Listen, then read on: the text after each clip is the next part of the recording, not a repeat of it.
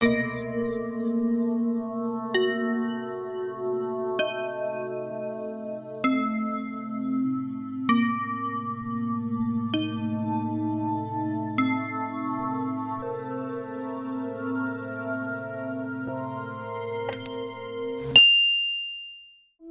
গল্পের প্রথম অংশটা তোমরা পড়েছো, আজ দ্বিতীয় অংশটা পড়াচ্ছি।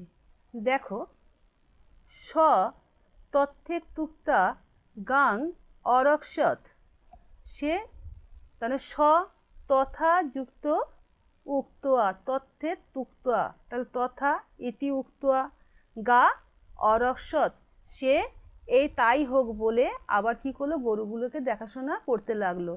রক্ষিত্বা চ, তারপরে দেখাশোনা করে, পুনরুপাধ্যায়ম গৃহম আগম্য উপাধ্যায়স্য অগ্রত, তাহলে পুনঃ যুক্ত উপাধ্যায় গৃহম, দেখো গৃহম আছে হসন্ত দিল, আগম্য আগম্য উপাধ্যায়স্য অগ্রত, তার মানে আবার সে উপাধ্যায়ের মানে এখানে আচার্য যে গুরু তার বাড়িতে এসে উপাধ্যায়ের সামনে এসে স্থিত্বা নমশ্চক্রে, দাঁড়িয়ে নমস্কার করল। তম উপাধ্যায় তথাপি, তাহলে তম যুক্ত উপাধ্যায় তথাপি, পিবানম মেব, তাহলে পিবানম যুক্ত এব দৃষ্টয়া মানে দেখে, পুনঃ যুক্ত উবাচ পুনরুবাচ, তাহলে পুরোটা কি দাঁড়ালো, তম উপাধ্যায় তথাপি পিবানম মেব দৃষ্টয়া পুনঃ উবাচ, তারপর উপাধ্যায় আবার তাকে কি হৃষ্টপুষ্ট দেখে পুনরায় জিজ্ঞাসা করলো, অহংতে, আমি তোমার সর্বং ভৈষ্যং গৃহ্ণামি, সমস্ত ভিক্ষান্ন আমি কি করেছি, গ্রহণ করে নিচ্ছি। ন চ অন্যাৎ চরসি, তুমি অন্য কিছুও করছো না, আর পিবানমসি, তাও তোমাকে মোটাসোটা দেখাচ্ছে। কেন বৃত্তিং কল্পয়সি ইতি, বলছে তুমি কোন বৃত্তি গ্রহণ করেছো বা কিভাবে তুমি জীবিকা ধারণ করছো।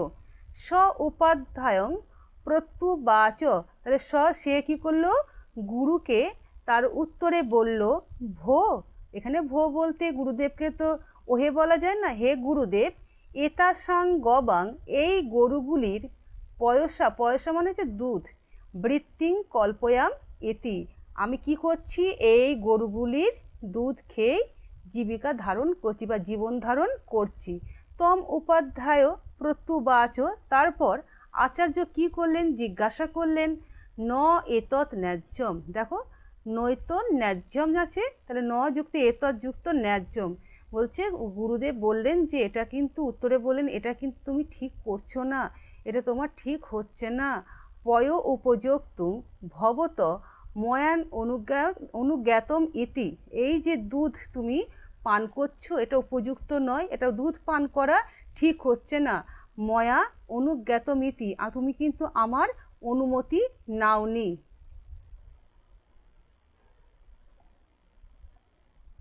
স তথেতি, তাহলে তথা যুক্ত ইতি, তাহলে স তথেতি তথা যোগ ইতি, প্রতিজ্ঞায় গাং রক্ষিত্বা, প্রতিজ্ঞায় গাং রক্ষিত্বা পুনরুপাধ্যায় গৃহম এত্ত গুরু অগ্রত স্থিত্বা নমশ্চক্রে, পুরোটা দেখো, স তথেতি হলো প্রতিজ্ঞায়, সে কী করলে আবার সেই কথা মতো কী করলো, গা রক্ষিতা গরুগুলোকে দেখাশোনা করার পর, পুনঃ যুক্ত উপাধ্যায়, এখানে হচ্ছে পুনঃ যুক্ত উপাধ্যায়ম, তাহলে উপাধ্যায় হবে, গৃহম এত্ত মানে গৃহে এসে, গুরু অগ্রত আছে না, তাহলে গুরু অগ্রত গুরুর সামনে স্থিত্বা মানে দাঁড়িয়ে নমশ্চক্রে নমস্কার করলো।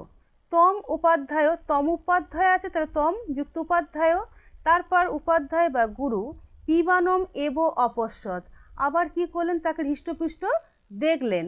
উবাচ, দেখো এখানে উবাচ মানে বললেন, চ এনম, তাকে কি বললেন, ওকে বলল আবার, ভৈক্ষম ন অস্নাসি, তুমি তো ভিক্ষাও তো খাও না, ভিক্ষা অন্ন, ন চ অন্যাৎ চরসি, অন্য কিছুও জীবিকা তুমি করো না বা জীবিকা ধারণ করো না বা অন্য কিছুও করো না। পয় ন পিবসি, তুমি কি করো, দুগ্ধও পান করো না। পিবানমসি, তাহলে তোমাকে তাও মোটাসোটা দেখাচ্ছ। কেন বৃত্তিং কল্পয়সি ইতি, তুমি কোন বৃত্তি গ্রহণ করছো। তখন সে বলল, স এবং উক্ত, দেখে এবং উক্ত তার মানে এবং যুক্ত উক্ত। সে বলল উপাধ্যায়ং প্রত্যুবাচ, সে আবার উপাধ্যায়কে প্রত্যুবাচ উত্তরে বলল ভো, হে গুরুদেব, হে গুরুদেব, ফেনং পিবামি। দেখো তাহলে ফেনাটা যে গরু বাছুরগুলো খায় তো মুখ থেকে তো ফেনা বেরোয়, সেই ফেনাটাই পান করছে, হচ্ছে ফেনং পিবামি, আমি ফেনাটা পান করছি।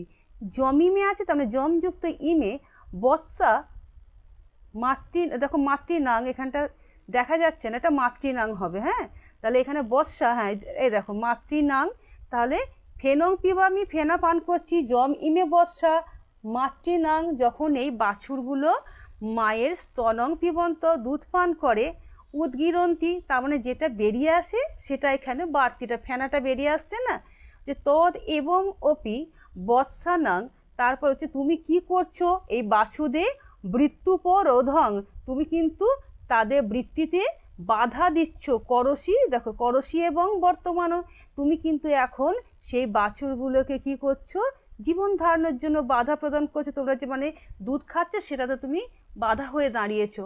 ফেনম অপি, তাহলে ফেনম অপি মানে ফেনম যুক্ত অপি, ফ্যানাও, অপি বলছে মানে ফ্যানাও, ভবান ন, তাহলে ভবান্ন হয়ে গেল, পাতুম অর্হতি ইতি, বলছে তুমি ফেনাও পান করতে পারবে না, তাহলে ফেনাও খাওয়া যাবে না।